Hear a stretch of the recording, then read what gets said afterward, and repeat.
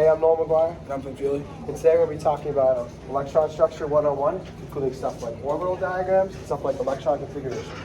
These topics will help us understand how electrons are arranged around the nucleus. This is an important stepping stone for a young chemist's journey and will help them become a better chemist every single day.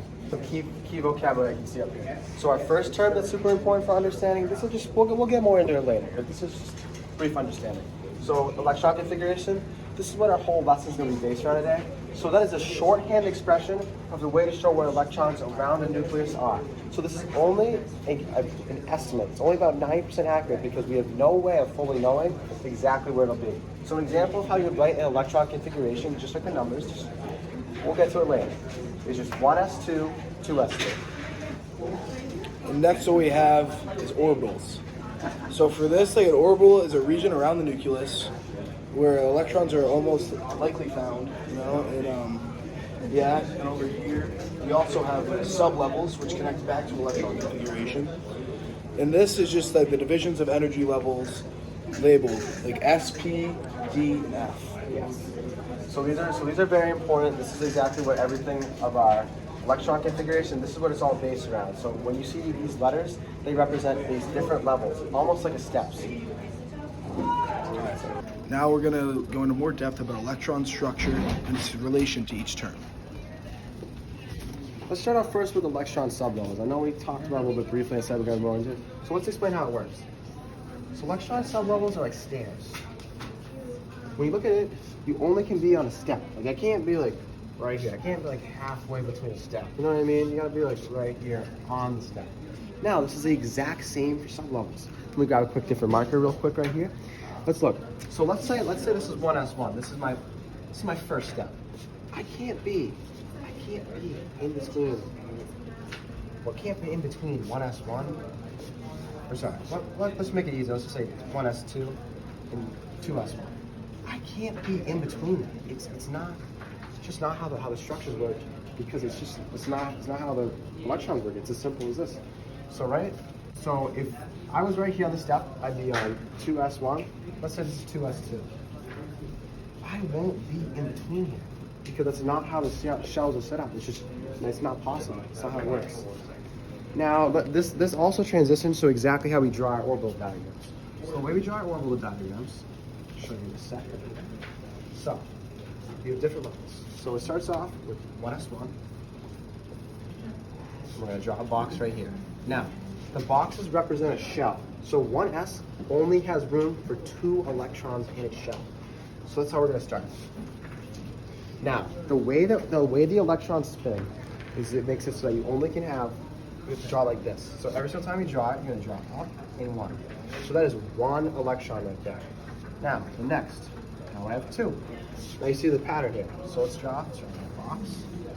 Now, if you were to do this, you'd simply do this. So this would be 1s1.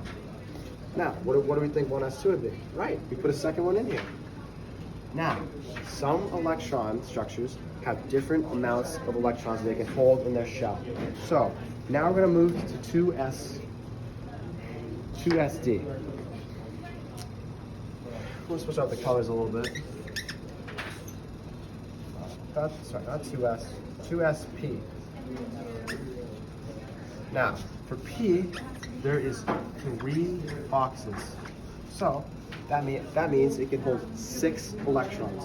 So let's just say it's the third. Whatever you want to do, this just represents. It's not accurate. Now we put 3 electrons because electrons want space. They don't want to clump together. They don't want to be stuck. Like it wouldn't make sense for there to be 2 in this one and only 1 in this one. They want to be spread out. They want their space. So once you fill up this shell, you move on to the next one. So say I have an atom that has 5 electrons. You determine this from your atomic number. Nothing's changed. It's a normal atom. So the way we write this down, we start with our boxes. We start with 1s1, 2s2, and we just keep going until we're out of atoms. So here we go. Here we have an example of an atom. Right here we have boron. It has 5 electrons. So this is what we're going to do. We're going to fill up this box. We're going to put 2 in. That one's filled out, we go up here. We fill it in again. We had 2. And right here, we have 4 so far. There's one more. We have 1. You know, this all connects back to electron configuration, the shorthand electron configuration. So we're going to take 1s and put it into electron configuration. How much electrons do you think we're going to put into that? Right there. 2. That's all the way back. 2. Right here. What do you think we're going to put in? Simple. What's in the box? 2. And finally, we're going to have one more electron.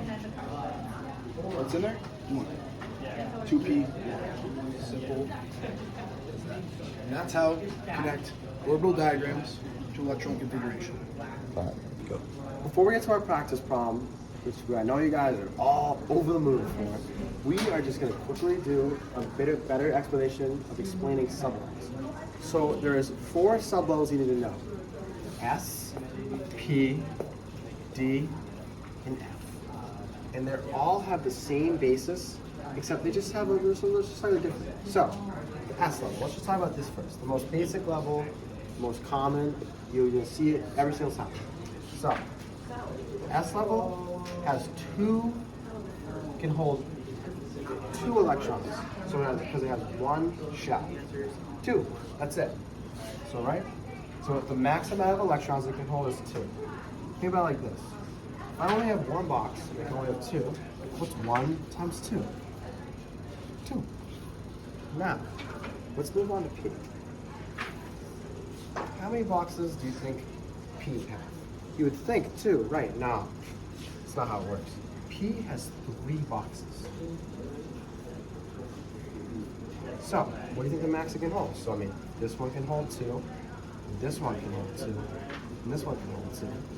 Come on, wait. So, what's 3? So, it can be 3 shells, and each can hold 2 electrons. I mean, as you can see here, as you can see here. That means it can hold 6 total. So, when you're writing an electron configuration, the max you can write for this, so the max you can ever have, that'd be S shell, the highest you'd ever have is 2. And then for this, and then for P, the highest you can ever have is 2, right? So you see, it's the 6th. 6. Now, what do we think the D is going to be? The D, since this one went up by 2. That's right, it's going to be 5. It has 5 boxes. Now, sorry, hold on. Let's fix this up. Run out of space. It'll be 5.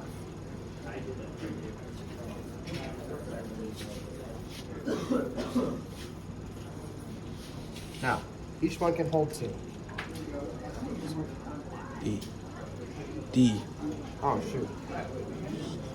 Sorry about that, guys. Had some mental mistakes. Not good. Now, if we have 5 shells and each can hold 2, the max it can hold is 10. Simple as that. Now the pattern is, so for each one of these, you add 2 shells and 4 more total electrons.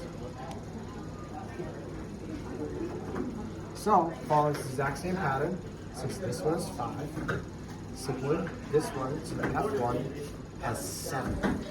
And the maximum amount of electrons it can hold is 14. Now, the F shell you almost never see. It is a very, very rare shell to come across, and that's why chemists are not really focusing on it as much compared to S, P, and D, because those are your most common. And then let's draw our 7th. And that is about it. So, I mean, so 7 times 2 is 14. That's exactly how it works every single time. It is a constant. If you see an F shell, you know the maximum hold is 14. Now, they're always allowed to have less than this. This is just the maximum. So, I mean, if the F shell can literally hold 1 electron, that is totally okay. That's totally normal, and that's the different ways that the atoms are structured. All right, so now it's your turn. You're going to do a practice problem based on the information we just told you. So the practice problem what we're going to do is find and write the orbital diagrams and the electron configuration for nitrogen, which is an atomic number of 7 for those of you at home that don't have a periodic table. So we just want you guys to pause the video and try it yourself for a little bit, and come back and check the answer. So we'll give you 5 seconds to pause the video right now, and then we're going to cut to the answer.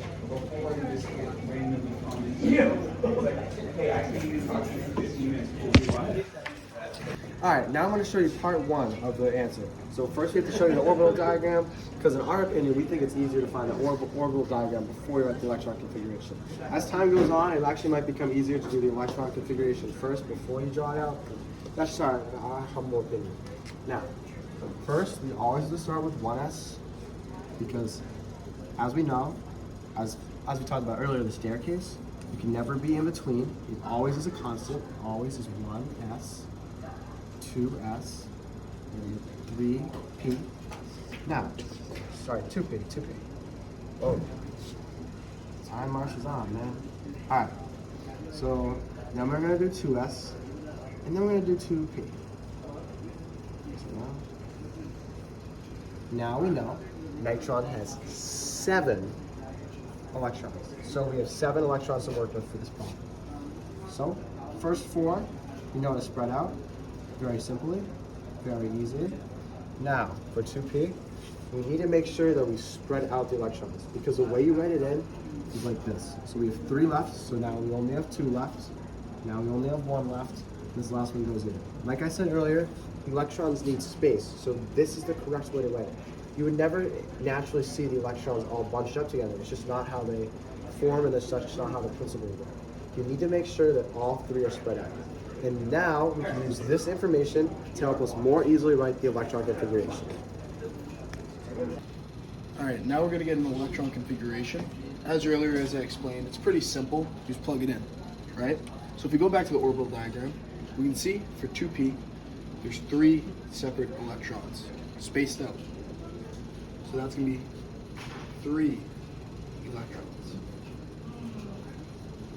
Right here, 1, 2, there's going to be 2. Right there, same thing, 2. So we're going to plug this into electron configuration. First, we're going to start with the smallest, 1s. 2 electrons, and a 2 right there. Next, step up, 2s. 2 electrons, same deal. 2s, 2. And finally, 2p. 3 electrons, same thing, plug it in. 2p3. 2 plus 2 plus 3, 7 electrons. And there we have nitrogen, an electron configuration, and an orbital diagram. Thank you guys so much for watching. We hope you guys learned something. Yeah, I mean, this is a very exciting topic. And finally, we just want to say one thing. We love chemistry. We love it. It's what we think about all day, every day. That's why we're making these videos for you. Thank you.